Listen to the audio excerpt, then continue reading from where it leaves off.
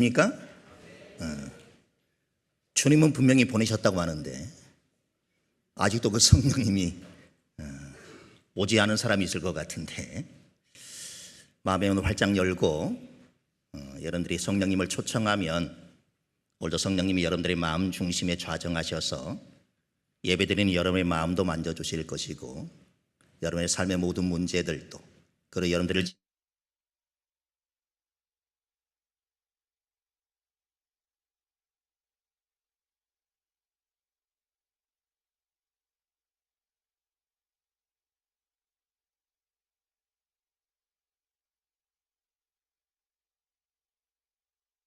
인사하시죠. 오늘도 예배 자리 나온 여러분 모두에게 하나님의 은혜와 평강이 충만하게 흘러넘치기를 소망합니다.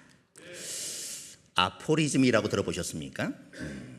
우리는 보통 무언가를 설명할 때 장황하게 설명을 해야만이 더 설득력이 있고 상대방의 마음도 움직일 수 있을 것이라 이렇게 생각을 하는데, 오히려 한마디의 짧은 말이 더 큰 울림을 줄 때가 있지 않습니까?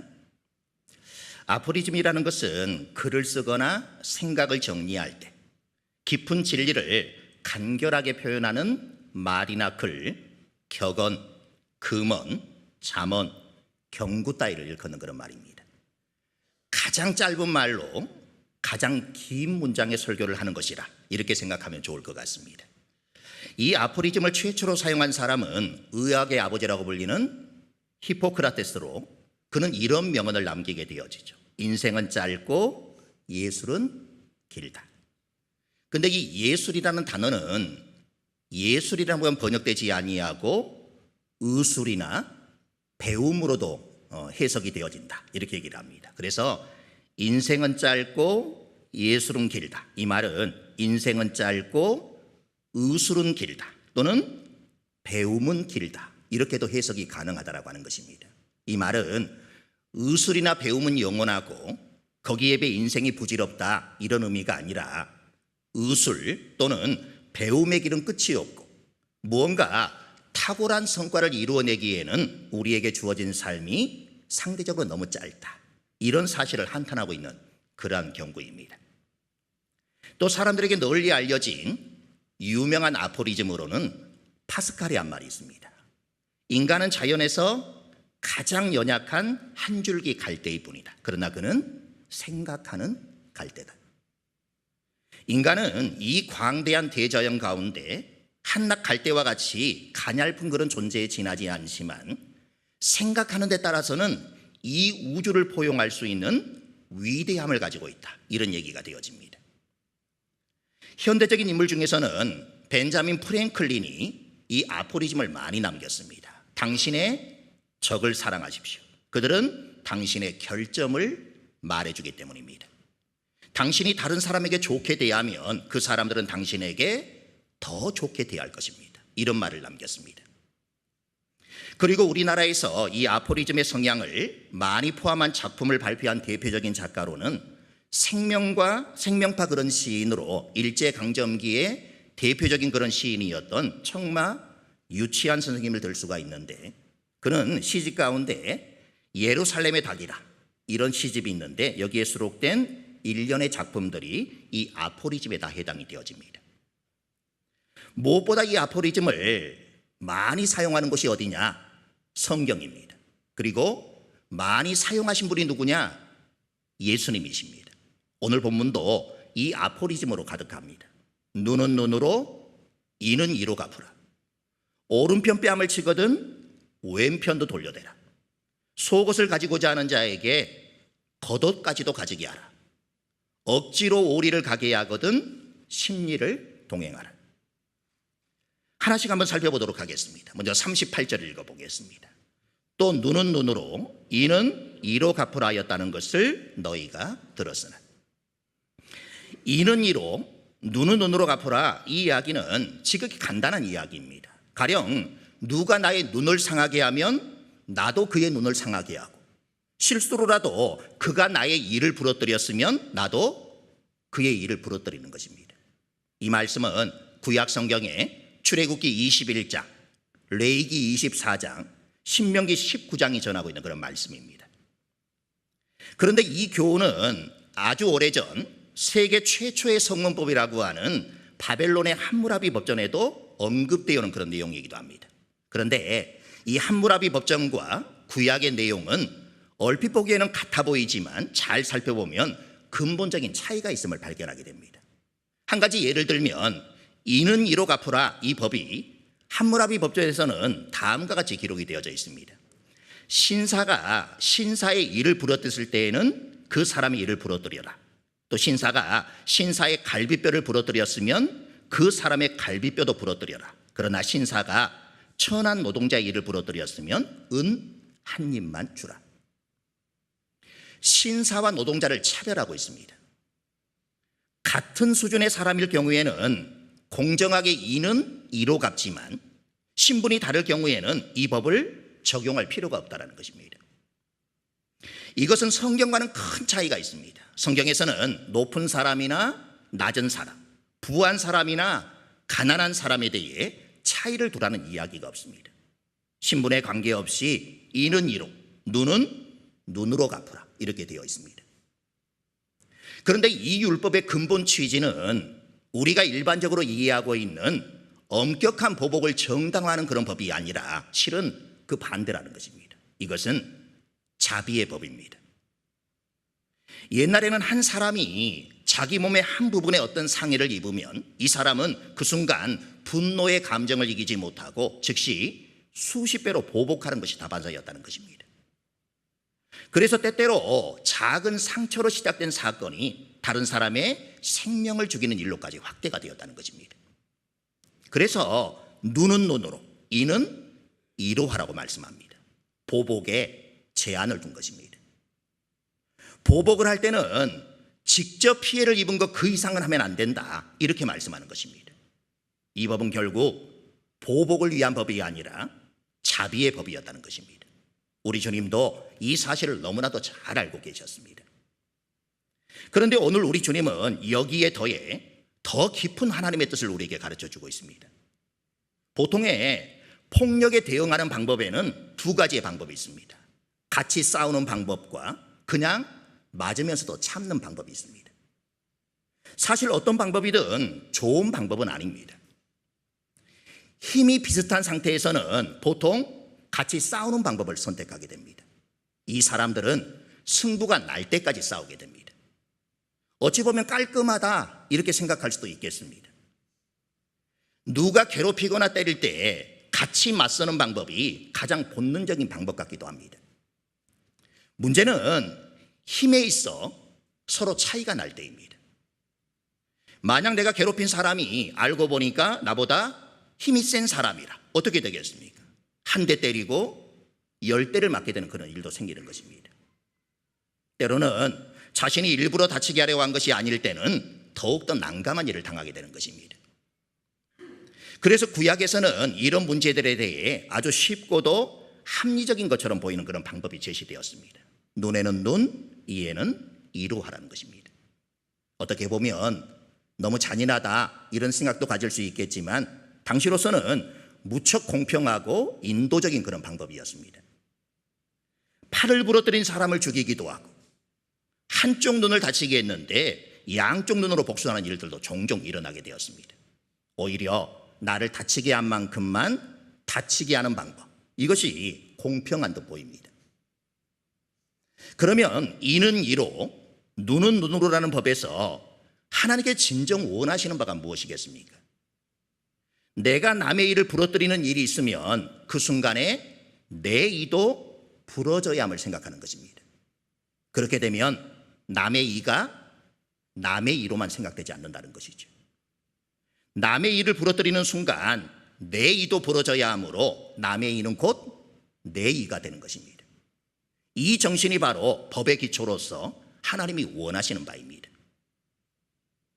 신약시대에 와서는 내 이웃을 내 몸과 같이 사랑하라, 이렇게 말씀을 하셨는데 이건 역시 표현 방법은 다릅니다만 나와 이웃과의 관계를 유기적으로 보는 데는 똑같은 그런 방법입니다. 내가 남의 팔을 부러뜨렸다면 그 다음에는 내 팔이 부러져야 합니다. 그렇다면 남의 팔은 곧 내 팔이요, 남의 아픔은 곧 내 아픔으로 인식되어진다고 하는 것입니다. 여기서 표현의 차이가 있을 뿐 이는 이로 갚으라 이 말과 내 형제를 내 몸과 같이 사랑하라 이 말은 똑같은 의미로 발견하게 되어지는 것입니다. 하나는 부정적이고 소극적인 그런 표현인 반면에 다른 하나는 긍정적이요 적극적인 그런 표현으로 표현하는 방법이 다를 뿐입니다. 39절로 읽어보겠습니다. 나는 너희에게 이르노니 악한 자를 대적하지 말라. 누구든지 내 오른편 뺨을 치거든 왼편도 돌려대며. 일반적으로 우리는 이 말씀의 의미를 생각할 때 누군가에게 부당한 대우를 받더라도 그를 사랑하라 이런 의미로 받아들이곤 합니다. 악을 악으로 갚지 말아라 이런 말씀으로 받아들이게 되는 것이죠. 하지만 당시 예수님이 말씀하셨던 시대의 배경과 문화 속에서 이 말씀을 생각해 보면 조금 더 깊은 의미를 발견하게 되어집니다. 오른뺨을 치면 왼뺨을 대라고 합니다. 한번 두 분씩 짝을 지어 보시죠. 상대편의 오른뺨을 때리려면 어떻게 해야 되겠습니까? 두 가지의 방법이 있습니다. 첫 번째는 왼손으로 상대방을 때리는 것입니다. 그런데 약 2000년 전 당시 유대인 사회에서는 왼쪽 손을 사용하는 것은 부끄러운 일로 여겼습니다. 그래서 왼손을 탁자 위에 올려놓고 말을 한다든지 왼손으로 악수를 청한다든지 왼손으로 대접하는 음식을 먹는다든지 또 왼손으로 사람을 가리키거나 손가락질하는 것은 상대방에 대해 아주 무례한 행동으로 간주가 되었습니다. 왼쪽 손을 사용했을 경우 공동체에서 10일간 추방이 되어 참여하는 그런 벌을 받기도 했습니다. 그래서 오른쪽 뺨을 맞았다라는 것은 오른쪽 손등으로 상대방의 오른쪽 뺨을 때렸다는 것을 의미하는 것입니다. 유대 문화에서 오른쪽 손등으로 다른 사람의 오른쪽 뺨을 치는 것은 상대방을 아프게 하기 위함이 아니라 모욕을 주기 위함이며 상대방의 자존심을 짓밟는 그런 행동이었다는 것입니다. 당시 사회에서는 노예에게나 하는 그런 행동이었습니다. 정말 기분 나쁘지 않습니까? 월터 잉크라는 신학자가 자신의 책인 예수와 비폭력 저항에서 이 부분을 이렇게 기록을 해놓았습니다. 오른손으로 상대방의 오른쪽 뺨을 칠 수 있는 유일한 방법은 오른손 손등으로 치는 방법이다. 즉 그 의도는 상대방에게 상처를 주기 위한 것이 아니라 치욕을 주기 위함이다. 당시 사람들은 통상적으로 같은 신분의 사람을 손등으로 치지는 않았기 때문에 만일 그랬다면 엄청난 벌금을 물어야만 했다. 손등으로 때리는 것은 하급자를 훈계하는 통상적인 방법이었다. 주인은 종을, 남편은 아내를, 부모는 자녀를, 남자는 여자를, 로마인은 유대인을 손등으로 때렸다. 당시에 같은 신분의 사람을 손등으로 쳤다면 엄청난 벌금을 물어야만 했습니다. 주먹으로 쳤을 때보다 100배의 벌금을 물었다라고 합니다. 그러나 자신보다 낮은 신분의 사람을 손등으로 쳤을 때는 벌금이 없습니다.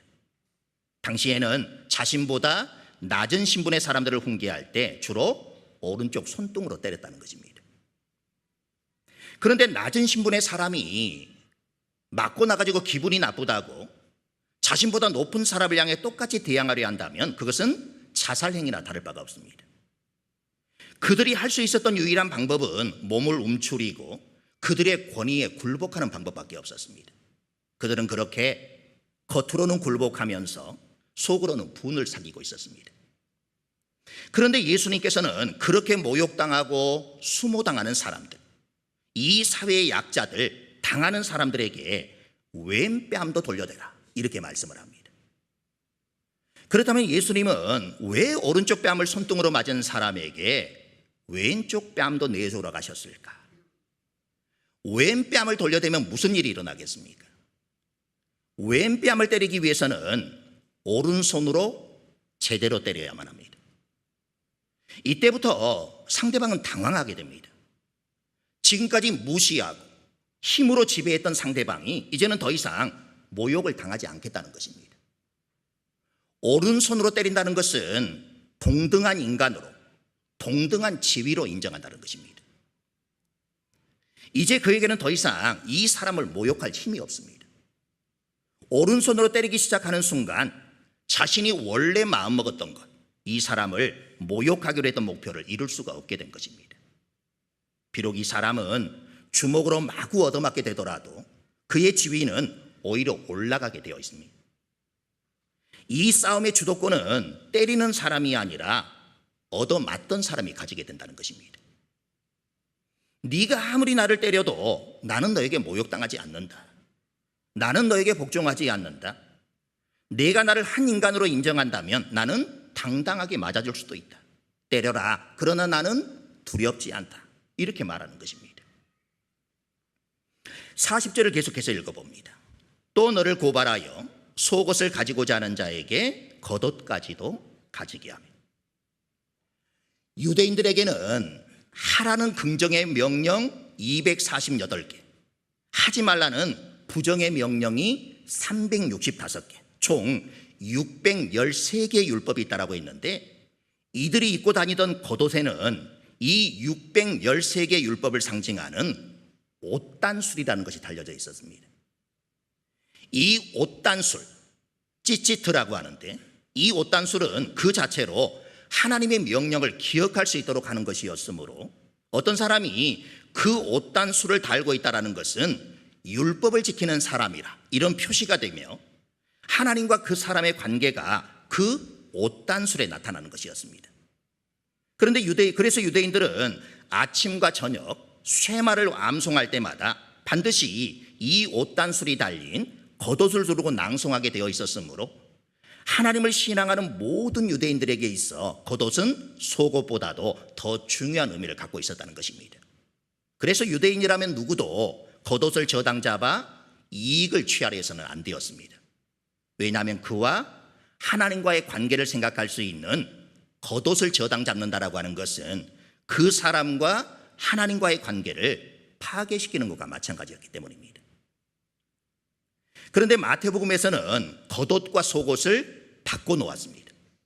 채권자가 담보물로 속옷을 달라고 하면 겉옷까지 벗어주라고 말합니다.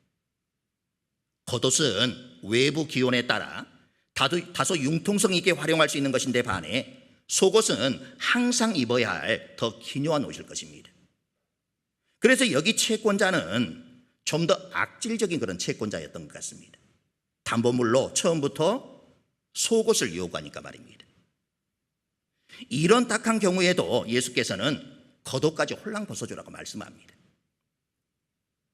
당시 관습에 따르면 지금도 그렇습니다만 벌거벗은 몸은 사회적으로 금기시되는 그런 일이었습니다.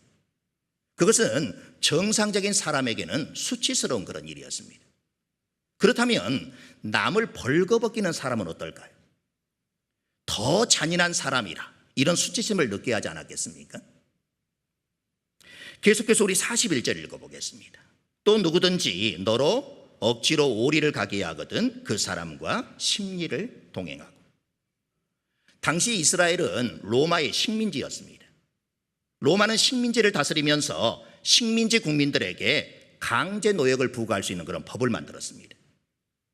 점령군인 로마 군인들은 식민지의 유대인들에게 오리 정도의 거리를 자신의 군장이나 짐을 지게 가게 할 수 있는 그런 법을 만든 것입니다. 당시에 보통 로마 군인의 군장이 30에서 38kg 정도 되었다고 합니다. 로마 군인이 이런 짐을 지고 목적지를 가다가 길에서 유대인을 만나면 다짜고짜 자기 짐을 들고 오리를 가자고 명령을 합니다. 이 명령은 어길 수가 없었습니다. 어겼다가는 당장 목이 달아나기 때문입니다. 당시의 로마는 전 세계 도로를 만들면서 정해진 거리마다 표지판을 달아놨기 때문에 얼마만큼 가면 오리가 되는지 다 알 수가 있었습니다. 오리까지 가면 로마 군인은 지나가는 다른 유대인에게 그 짐을 지고 가라고 시키게 될 것입니다. 그런데 예수님은 오리를 가게 하는 로마 군인에게 심리를 동행하라 이렇게 말씀을 합니다. 예수 믿는 사람의 다른 차원을 말씀하고 있는 것입니다. 어쩔 수 없이 가지 말고 오히려 스스로 선택해서 가라 이렇게 말씀합니다. 복수에 끌려가지 말고 하나님의 길을 선택하라, 이렇게 말씀하시는 것입니다. 여러분, 오리까지는 피해자입니다. 그런데 그 이후부터는 피해자가 아닙니다. 억지로 끌려가는 사람이 아니라 스스로 선택하여 걸어가는 사람이 되는 것입니다. 예수님의 말씀은 상황과 사건에 반응하지 말고 하나님 나라의 방식으로 살아가는 그런 말씀입니다. 42절도 읽어보겠습니다. 내게 구하는 자에게 주며 내게 꾸고자 하는 자에게 거절하지 말라. 지금 예수님 앞에 있는 사람들은 아무것도 내세울 수 없는 그런 사람들이었습니다.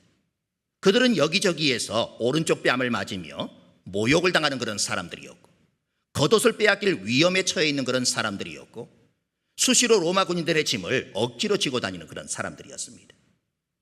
얻어맞고 빼앗기고 부당한 일을 당하는 사람들에게 더 이상 당하는 사람이 아니라 베푸는 사람이 되어라, 이렇게 말씀합니다. 주도권을 쥐어라, 이렇게 말씀하시는 것입니다. 빼앗기는 사람이 아니라 주는 사람이 되어라, 이렇게 말씀하는 것입니다. 여러분, 한번 상상해 보십시오. 어떤 욕심 많게 센 채권 자가 나는 저 사람에게 빌려준 돈을 못 받았으니 겉옷이라도 받아야 되겠다, 이렇게 핏대를 세우고 있는데 빚진 사람이 이렇게 말하는 것입니다. 내 옷이 가지고 싶다고? 그래, 여기 있다, 다 가져가라. 그리고 속옷까지 벗어주고 벌거벗은 모습으로 청중들 앞에 서 있습니다. 지금도 부끄러운 일이긴 하지만 당시 유대교에서는 벌거벗은 것이 금기였다라고 말씀을 드렸습니다.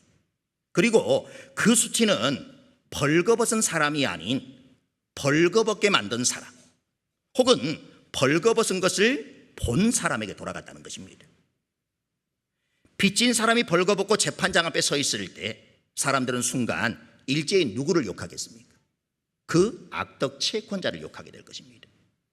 저런 악독한 놈, 저런 지독한 놈, 남은 것이라고는 옷밖에 없는 사람인데 그것까지 달라고 해서 사람을 적골로 만들다니, 이렇게 말하지 않겠습니까? 혹 그 벌거벗은 사람이 밖으로 돌아다니면 사람들이 물을 것입니다. 왜 벌거벗고 다닙니까? 그러면 그 사람은 말하겠죠. 돈이 없어서 아무개가 내 옷을 전부 빼앗아 갔습니다. 그러면 그 사람은 온 마을 사람들에게 욕을 먹게 되는 것입니다. 사태가 이 지경이 된다면 빼앗아 갔던 사람은 당장 겉옷과 속옷을 가지고 뛰어가서 벌거벗은 사람에게 통사정을 하면서 제발 이 옷을 좀 입어달라, 이렇게 사정하지 않겠습니까? 그렇게 벌거벗은 사람이 승리자가 되는 것입니다. 다짜고짜 짐을 들라고 하니 오리를 들어주었습니다. 그런데 이 사람이 짐을 내려놓지 않고 자신이 십리까지 들어주겠다, 그렇게 말하고 걸어가는 순간 문제가 생기는 것입니다. 로마 군법상 식민지 백성에게 정해진 거리, 오리 이상의 거리를 강제 부여를 시켰을 때는 엄중한 처벌을 받게 되어 있습니다. 보는 눈도 많은데 잘못하면 조금 편하게 가겠다라고 해서 만만한 유대인을 부려먹다가 군법에 회부되게 생긴 것입니다. 이제 다른 사람에게 시키겠다고 해도 이 유대인은 한사코 그냥 걸어가는 것입니다. 나는 힘이 남았습니다. 괜찮습니다. 저는 심리도 문제가 없습니다. 걱정하지 마십시오. 계속 걸어갑니다. 로마 군인은 속이 타들어갑니다. 결국 로마 군인은 이렇게 말하지 않겠습니까? 제발 제 짐을 좀 돌려주시고 이제 집으로 돌아가십시오. 주도권은 결국 심리를 걸어가는 사람에게 돌아간다는 것입니다. 자기 짐을 다른 사람에게 지우는 것은 결코 옳은 일이 아닙니다. 그런 불의한 일을 행하면서도 당연하게 생각했던 로마 군인은 이제 스스로 심리를 가겠다는 사람 앞에서 자신이 잘못하고 있구나, 이렇게 느낄 수밖에 없다라고 하는 것이죠. 사실 예수님의 말씀은 우리들의 본성과 정면으로 충돌합니다. 우리는 본능적으로 한 대를 맞으면 두 대로 갖고 싶고, 무시하면 멀어지고, 미워하면 같이 미워합니다. 그래서 눈 하나를 다쳤는데 두 개로 갖고 싶고, 이 하나를 다친 일에 10개로 돌려주고 싶은 것입니다. 우리는 예수님의 말씀처럼 하기가 불가능합니다. 그래서 우리들의 속에서는 맞는 말이지만 현실적으로는 불가능하다. 이런 생각이 일어나는지도 모릅니다. 우리에게는 왼뺨을 돌려댈 능력이 없습니다. 우리에게는 원수를 사랑할 능력이 없습니다. 그런데 예수님은 이런 우리를 잘 아시면서도 왜 불가능한 것을 말씀하실까? 예수님의 말씀대로 할 수 있는 능력이 우리에게는 전혀 없습니다. 오히려 나는 말씀대로 살 수 없는 사람이구나, 이런 절망적인 고백만 나올 뿐입니다. 모욕을 기쁨으로 받을 수도 끝까지 선을 지킬 힘도 없다는 것을 발견합니다. 적어도 나에게는 가능하지 않은 것입니다. 돌아보면 돌아볼수록 오히려 힘이 빠지는 절망과 무력감이 몰려옵니다. 목사인 저도 예외가 아닙니다. 그러나 바로 그때 우리에게 영적인 눈이 열립니다. 이것은 내가 누군가에게 하는 일이 아니라 예수님이 나에게 하신 일이다. 내가 원수를 사랑하는 것이 아니라 그 원수가 바로 나다. 이걸 깨닫는 것입니다. 하나님이 알려주시는 그런 일입니다. 그때 우리는 비로소 눈이 열립니다. 원수를 보는 것이 아니라 하나님을 보기 시작합니다.